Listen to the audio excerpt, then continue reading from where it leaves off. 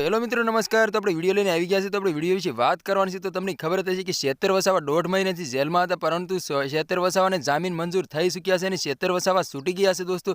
તો ઘણા લોકોની કમેન્ટ આવી રહી છે કે શેતુ વસાવા જેલમાં હતા પરંતુ અયોધ્યા જઈ નતા શક્યા, હવે તો છૂટી ગયા છે, તો અયોધ્યા જશે કે નહીં જાય, તો આપણે એના વિશે વાત કરવાના છીએ। પણ એ પહેલાં તમે નવા હોય તો જય શ્રીરામ કમેન્ટની અંદર લખવાનું ભૂલશો નહીં દોસ્તો। શેતર વસાવાને જામીન મંજૂર થઈ ચૂક્યા છે અને શેતર વસાવા છૂટી ગયા છે, પરંતુ એમના પત્ની એમ કહેવાય છે કે સુકુતલાબેનના હજી જામીન કોઈ મળ્યું નથી દોસ્તો, અને હજી એ છૂટ્યા નથી દોસ્તો। એ જેવા છૂટી જશે એટલે અયોધ્યા દર્શન કરવા માટે જઈ શકશે દોસ્તો। તમને ખબર જ હશે કે અયોધ્યાની અંદર 22 જાન્યુઆરીના દિવસે એમ કહેવાય છે કે ઉદ્ઘાટન પીએમ મોદીને યોગી સાહેબે કર્યું હતું દોસ્તો। ત્યારે હાલ એમ કહેવાય છે કે ઘણા બધા લોકોને આ દર્શન કરવા માટે ગયા હતા દોસ્તો, કોઈને દર્શન કરવા દીધા નથી દોસ્તો। બીજા મહિનામાં એમ કહેવાય છે કે 1 તારીખથી અયોધ્યાની અંદર રામ મંદિરના દરવાજા ખોલી નાખવામાં આવશે અને બધા ભાવિક ભક્તોને દર્શન કરવાની છુટ્ટી આપવામાં આવશે દોસ્તો।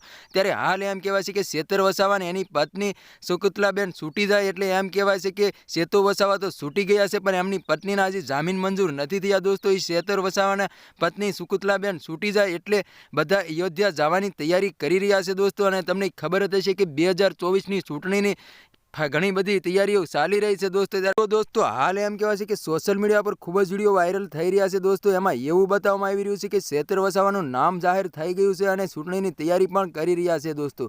તો આના વિશે તમારે શું કહેવું છે કમેન્ટ કરીને જરૂર બતાવજો દોસ્તો। અને અમારી ચેનલમાં નવા હોય તો ચેનલ સબસ્ક્રાઈબર કરવાનું ભૂલશો નહીં, તેથી કરી આવવાના ન્યૂઝ હું તમારા માટે લાવતો હોઉં છું। તો મળી એકવાર બીજા